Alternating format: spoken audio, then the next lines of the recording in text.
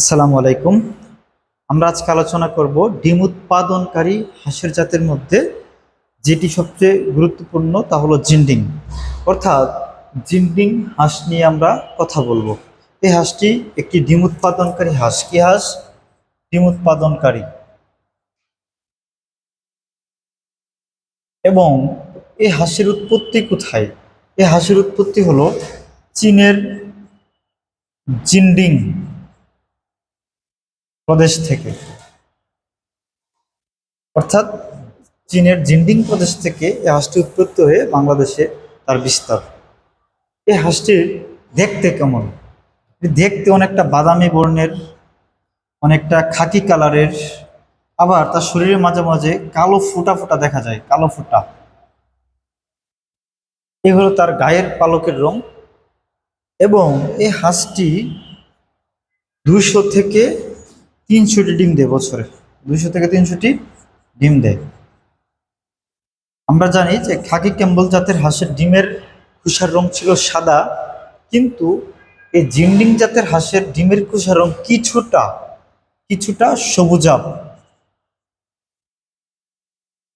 ডিমের খোসা, হ্যাঁ, ডিমের খোসা কেমন? সবুজাভ।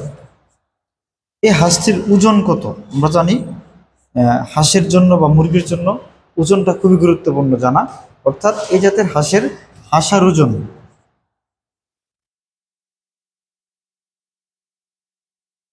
1.5 থেকে 2 কেজি। আমরা জানি যে হাঁসা হলো পুরুষ হাঁস আর হাসি হলো স্ত্রী হাঁস। অর্থাৎ হাঁসির ওজন কত? 1 কেজি। 1 কেজি খুবই কম আসলে। তো এই হাঁসগুলোকে আমরা আমাদের গ্রামে বা বিভিন্ন জায়গায় লালন পালন করতে দেখি। এই হাঁসের আরও কিছু বৈশিষ্ট্য রয়েছে। আমরা যদি সেগুলো বলি তাহলে দেখবো তার গলা চিকন, এবং এই গলাটা হলো সবুজ এবং নীলাভ। তারপরে আমরা দেখবো তার পা পা বাদামি বাদামি মেটে। আবার তার ঠোঁটও বাদামি মেটে। এগুলো আমরা জেনেছি। এবং সে কিছুটা দেখতে খাকি ক্যাম্বলের মতো, ছোটোখাটো, অত বেশি বড় না, গোলাকার। এবং তার আরেকটি গুরুত্বপূর্ণ বৈশিষ্ট্য রয়েছে যেটি আমাদের জানা খুবই জরুরি। সেটি হলো বাংলাদেশের অথবা বিভিন্ন দেশের যেখানে সমুদ্র রয়েছে, অর্থাৎ সমুদ্র তীরবর্তী তীরবর্তী অঞ্চলে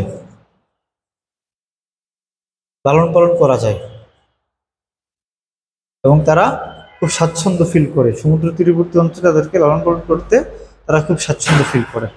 আশা করছি আমরা আমাদের জিন্ডিং যে হাঁস রয়েছে সে হাঁস সম্পর্কে অনেক ভালো ধারণা পেয়েছি। ধন্যবাদ সবাইকে।